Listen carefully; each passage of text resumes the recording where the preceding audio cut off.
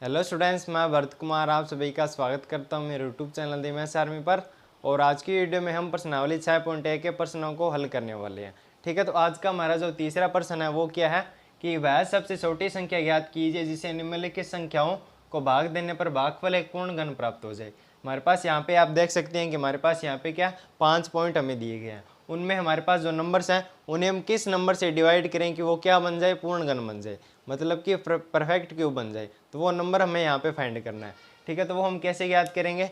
तो आपको पता होगा कि अगर कोई संख्या पूर्ण घन है तो इसका मतलब ये हो गया कि उसके अभाज्य गुणनखंड में क्या है, प्रत्येक संख्या क्या 3 बार है। या फिर आप ऐसा कह सकते हैं कि प्रत्येक संख्या क्या है 3 के ग्रुप में है, प्रत्येक नंबर क्या है 3 के हमारे पास ग्रुप में है। कोई संख्या अगर पूर्ण घन है, जैसे कि आप उदाहरण ले लीजिए, जैसे कि हमारे सामने उदाहरण क्या है 27। ठीक है, 27 किसका क्यूब होता है? 27 होता है हमारे पास 3 का क्यूब। ठीक है, 3 का क्यूब हमारे पास क्या होता है? 27 होता है। मतलब कि अगर हम इसके अभाज्य गुणनखंड करें, 27 के अभाज्य गुणनखंड हम करें तो 3 इंटू 3 इंटू 3 इंटू 3, इस प्रकार से, मतलब कि इसके अभाज्य गुणनखंड क्या है 3 है। जैसे कि हमारे पास यहाँ पे क्या 3, हमारे पास यहाँ पे क्या 3 के ग्रुप में है, जैसे कि ये देख सकते हैं आप। ठीक है, मतलब कि 3 हमारी जो संख्या है वो यहाँ पे कितनी बार आई है? 3 बार आई है, तभी तो ये संख्या क्या है? पूर्ण घन संख्या है। ठीक है, तो इसी प्रकार से हमारे पास अगर कोई संख्या पूर्ण घन होती है तो उसके अभाज्य गुणनखंड क्या होते हैं? 3 के हमारे पास ग्रुप में होते हैं। उसमें प्रत्येक नंबर हमारा क्या होता है? 3 के ग्रुप में होता है। तो वो चीज़ हमें यहाँ पे करनी है। इनका हम पहले तो क्या कर लेंगे? अभाज्य गुणनखंड कर लेंगे, और फिर हम देखेंगे कि कौन सा नंबर 3 के ग्रुप में नहीं है। फिर हम उस नंबर का उसमें डिवाइड कर देंगे तो हमारे पास वो संख्या क्या बन जाएगी? 3 के ग्रुप में बन जाएगी। ठीक है, तो वही तो हमें यहाँ पे चाहिए। तो इसके लिए हम क्या करेंगे? तो इसके लिए हम जो हमारे पास जो नंबर्स दिए गए हैं उनका हम अभाज्य गुणनखंड यहाँ पे करने वाले हैं। ठीक है, तो अब हमारे पास पहला नंबर क्या है? 81। इसके हम अभाज्य गुणनखंड कर लेते हैं। तो इसके अभाज्य गुणनखंड क्या आएंगे? तो 3 का 3 से किया 9, ठीक है, 9 का 3 से किया 27, और फिर 27 का 3 से किया तो हमारे पास कितना प्राप्त हो गया?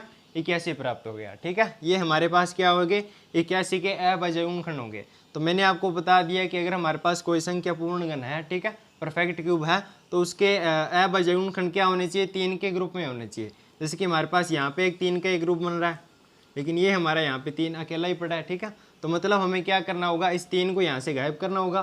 तो इस 3 को गायब करने के लिए हम क्या करेंगे? इसमें 3 का डिवाइड लगा देंगे तो ये 3 हमारे पास गायब हो जाएगा। तो यहाँ पे हम लिखेंगे कि 81 के अभाज्य गुणनखंड करने पर, 81 के अभाज्य गुणनखंड करने पर हमें पता चला कि हमारे पास जो 3 है वो क्या है?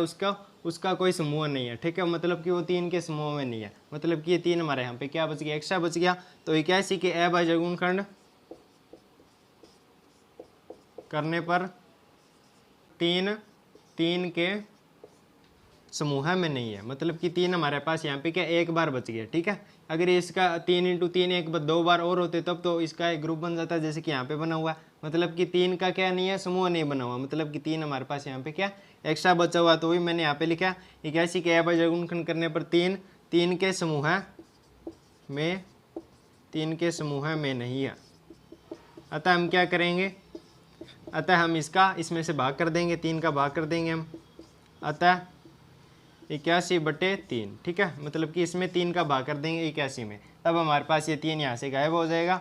तो 3 इंटू 3 इंटू 3। ठीक है, इस प्रकार से ये हमारे पास आंसर आ गया। तो वह सबसे छोटी संख्या हमें ज्ञात करनी थी जिससे निम्नलिखित संख्या को भाग देने पर भागफल एक पूर्ण घन प्राप्त हो जाए। तो अब हमारे पास यहाँ पे एक भागफल क्या प्राप्त होगा? एक पूर्ण घन प्राप्त होगा। तो हमने किस संख्या से इसका डिवाइड किया है? तो अतः हम यहाँ पे लिखेंगे, अतः 3 वह सबसे छोटी संख्या है, 3 वह सबसे छोटी संख्या है जिसका भाग देने पर, क्योंकि हमने यहाँ पे 3 हमारा एक्स्ट्रा बच रहा था तो हमने 3 का इसमें डिवाइड किया है, जिसका भाग देने पर भाग देने पर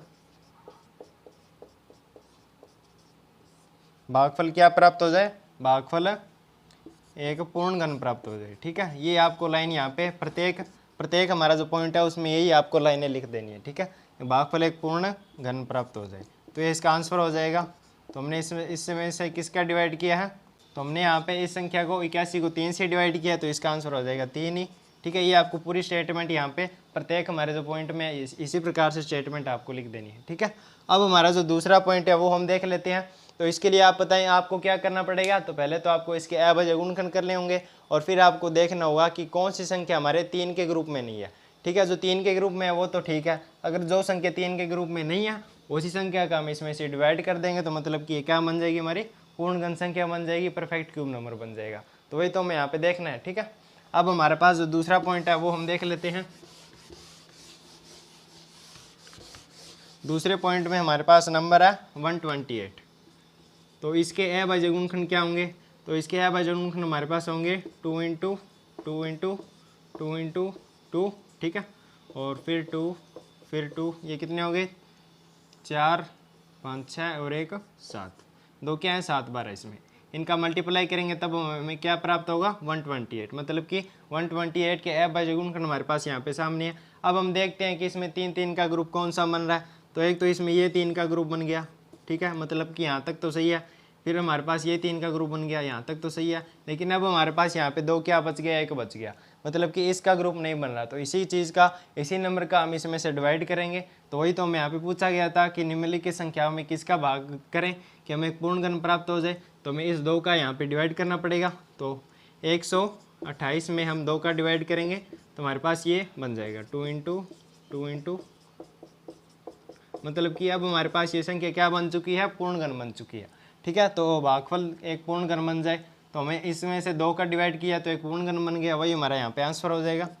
मैंने आपको जो पहले पॉइंट में जिस प्रकार से स्टेटमेंट लिखी थी उसी प्रकार से आपको ये डिटेल में इस प्रकार से समझा देना है। ठीक है, बस यहाँ पे आप बस नंबर ही चेंज हो रहा है, बाकी स्टेटमेंट तो वही रहनी है।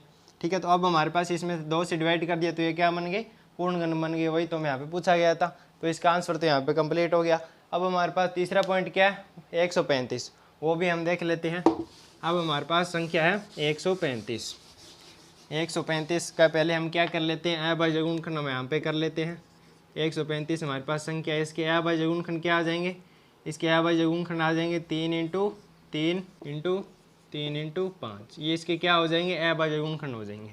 ठीक है, अब आप देख सकते हैं कि यहाँ पे हमारा जो नंबर 3 है उसका तो 3 का ग्रुप बन रहा है, लेकिन 5 हमारे पास यहाँ पे क्या एक्स्ट्रा पड़ा हुआ है, इसका कोई ग्रुप नहीं बन रहा। तो मतलब कि हमें क्या करना पड़ेगा, 135 में हमें 5 का भाग लगाना पड़ेगा, मतलब कि 5 हमें यहाँ से हटाना पड़ेगा, तभी तो ये संख्या क्या बनेगी, पूर्ण घन बनेगी। वही तो हमें यहाँ पे पूछा गया था। तो 135 में हम किसका भाग करेंगे, 135 में हम 5 का भाग करेंगे, तब हमारे पास ये संख्या बन जाएगी 3 इंटू 3 इंटू 3, जो कि क्या है, पूर्ण घन है। ठीक है, वही तो हमें यहाँ पे पूछा गया था। आपको जो पहले पॉइंट में मैंने स्टेटमेंट लिखाई थी वो आप स्टेटमेंट इस प्रकार से लिख देंगे। तो इसका आंसर हो जाएगा 5, क्योंकि हमने इस संख्या को 5 से डिवाइड किया है, तो इसका आंसर हो जाएगा 5। और अब ये संख्या क्या बन चुकी है, पूर्ण घन बन चुकी है, वही तो हमें यहाँ पे पूछा गया था। अब हमारे पास जो चौथा पॉइंट है वो क्या है, 192, 192। तो उसके भी हम पहले क्या कर लेंगे, अभाज्य गुणनखंड यहाँ पे उसके हम कर लेंगे।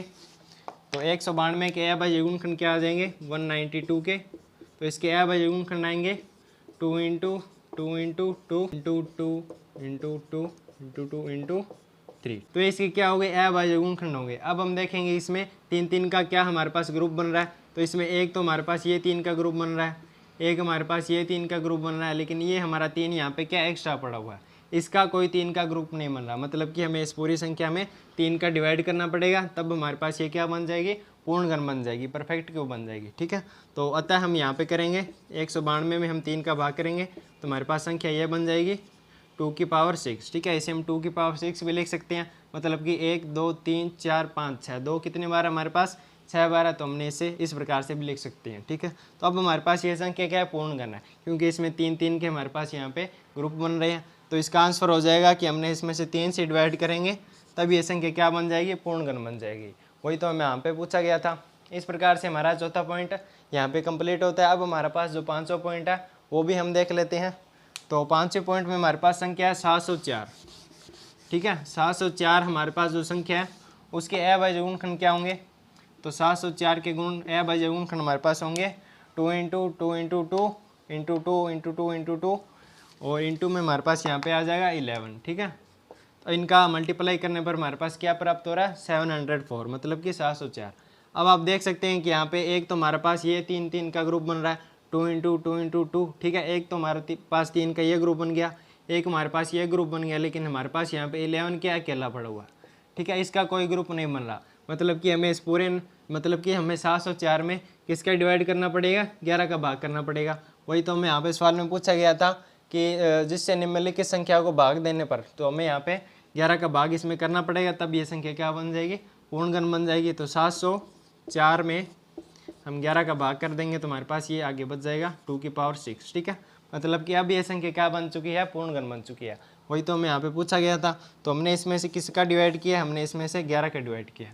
आपको पहले क्या कर लेना है, अगर आपको इस प्रकार से आपको प्रश्न आ जाए तो आपको पहले तो इसके अभाज्य गुणनखंड यहाँ पे कर लेने हैं, और फिर आपको देखना है कि कौन सी संख्या 3 के ग्रुप में नहीं है, ठीक है। उसी संख्या का आप इसमें से डिवाइड लगाएंगे, तब हमारे पास संख्या ये क्या बन जाएगी, पूर्णगण बन जाएगी, ठीक है। तो इस प्रकार से आपको ये प्रश्न आसानी से हल कर लेना है। अब हम बात करते हैं इस प्रश्नावली के लास्ट क्वेश्चन की। तो स्टूडेंट्स, 4th क्वेश्चन आप सभी के सामने है, जिसमें हमें क्या पूछा गया है कि परीक्षित प्लास्टिसिन का एक घनाभ बनाता है, ठीक है, जिसकी भुजाएं 5 सेंटीमीटर, 2 सेंटीमीटर और 5 सेंटीमीटर है।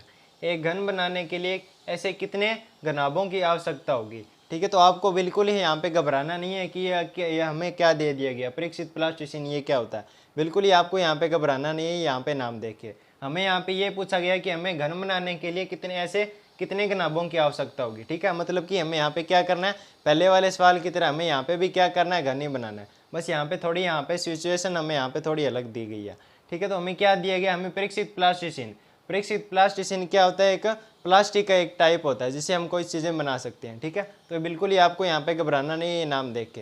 परीक्षित प्लास्टिसिन मतलब कि प्लास्टिक का ये क्या होता है, टाइप होता है जिससे हम कोई चीज़ें बनाते होते हैं, ठीक है। तो उसी से हमने यहाँ पे क्या बनाया हुआ है, घनाभ बनाया हुआ है। यहाँ पे हमें क्या दी गई है, घनाभ की हमें यहाँ पे लंबाई, चौड़ाई और ऊंचाई, मतलब कि हमें यहाँ पे क्या दिया गया, घनाभ का आयतन हमें यहाँ पे दिया गया है 5 सेंटीमीटर, 2 सेंटीमीटर और 5 सेंटीमीटर। तो वो चीज़ हम यहाँ पे लिख लेते हैं। तो हमें यहाँ पे दिया क्या गया है, घनाभ का आयतन। घनाभ का आयतन क्या होता है, लंबाई इंटू चौड़ाई इंटू ऊंचाई, ठीक है। ये हम आगे के चैप्टर्स में देखेंगे। घनाभ का आयतन हमें दिया गया यहाँ पे, घनाभ का आयतन हमें यहाँ पे दिया गया है 5 सेंटीमीटर, 2 सेंटीमीटर और 5 सेंटीमीटर, ठीक है। ये हमारे पास यहाँ पे घनाभ का आयतन है।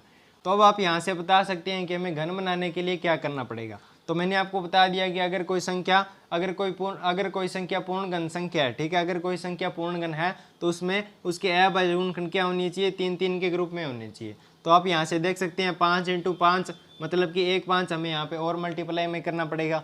वैसे हमारे पास यहाँ पे क्या 1 2 पड़ा है, ठीक है, मतलब कि हमें दो बार 2 को मल्टीप्लाई और करना पड़ेगा, ठीक है। तो मतलब कि हमें घन बनाने के लिए क्या करना पड़ेगा, एक तो 5 से मल्टीप्लाई करना पड़ेगा, एक 2 से और फिर एक 2 से, मतलब कि हमें इनका मल्टीप्लाई कितना हो गया, मतलब कि हमें 20 ऐसे घनाभों की और आवश्यकता पड़ेगी इस तरह से घन बनाने के लिए, ठीक है। एक घन बनाने के लिए ऐसे कितने घनाभों की आवश्यकता होगी, तो हमें 5 इंटू 2 इंटू 2 मतलब कि 20 की आवश्यकता होगी, ठीक है। तो वही तुम्हारे यहाँ पे आंसर हो जाएगा।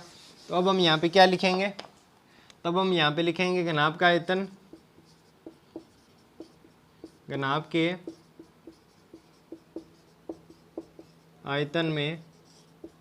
आयतन में क्या है 5 और 2, 3 के समूह में नहीं है, क्योंकि 3 के समूह में होते हैं तभी तो हम घन बना पाएंगे, ठीक है। प्रत्येक संख्या क्या होती है, 3 के समूह में होती है, तभी तो हम क्या कह पाएंगे, उसे घन कह पाएंगे।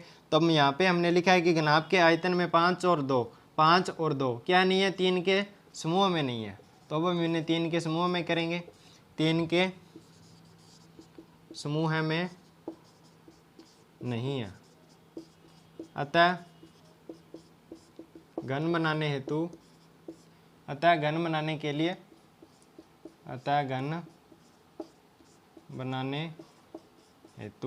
अब हमें किसकी आवश्यकता है, हमें एक तो 5 की आवश्यकता है, एक हमें 2 की आवश्यकता है, एक हमें 2 की आवश्यकता है। इनको हम इस चीज़ से मल्टीप्लाई करेंगे तभी तो हमें घन प्राप्त होगा, मतलब कि प्रत्येक हमारे पास यहाँ पे जो नंबर है उसका 3 3 का ग्रुप बन पाएगा। तो वही तो हमें यहाँ पे चाहिए, मतलब कि अब हमें क्या करना पड़ेगा, 5 का, 2 का और फिर 2 का, इनका मल्टीप्लाई करना पड़ेगा। तो अतः घन बनाने हेतु 5 इंटू 2 इंटू 2 इक्वल में क्या हो जाएगा, इनका मल्टीप्लाई करेंगे तब हमें क्या प्राप्त होगा, 5 का 2 से 10, 10 का 2 से 20, मतलब कि हमें 20 यहाँ पे घनाभों की आवश्यकता होगी। तो वो इसका आंसर हो जाएगा। अतः घन बनाने हेतु हमें 20 घनाभों की आवश्यकता होगी। यही तो हमें यहाँ पे पूछा गया था। आपको यहाँ पे सवाल में क्या दिया गया कि हमें घन बनाना है, ठीक है। तो घन बनाने के लिए प्रत्येक हमारे पास यहाँ पे जो नंबर है वो 3 3 के ग्रुप में होना चाहिए, तो हमने इसको 3 के ग्रुप में कर दिया। तो इसको 3 के ग्रुप में करने के लिए हमें क्या करना होगा, हमें 5 का, 2 का और फिर 2 का, इनका मल्टीप्लाई करना पड़ेगा। तो घनाभों की आवश्यकता होगी, तो ये इसका आंसर हो जाएगा। तो स्टूडेंट्स, आई होप कि आप सभी को ये दोनों प्रश्न अच्छे समझ में आ गए होंगे। आज की वीडियो हम ज़्यादा लेंथी ना रखते हुए यहीं पे इसको समाप्त करते हैं। आपकी जो प्रश्नावली 6.1 है वो यहाँ पे आप समाप्त होती है। आगे की वीडियो में हम प्रश्नावली 6.2 को हल करने वाले हैं, तो आप चैनल के साथ जोर से जुड़े रहिए। और अगर आपके कोई दोस्त या फिर अगर आपके कोई दूसरे पार्टी हैं वो क्लास 8 मैथ्स के स्टूडेंट्स हैं, तो उन्हें भी आप इस वीडियो को जोर से शेयर कीजिए। तो मिलते हैं नेक्स्ट वीडियो में, तब तक के लिए बाय बाय।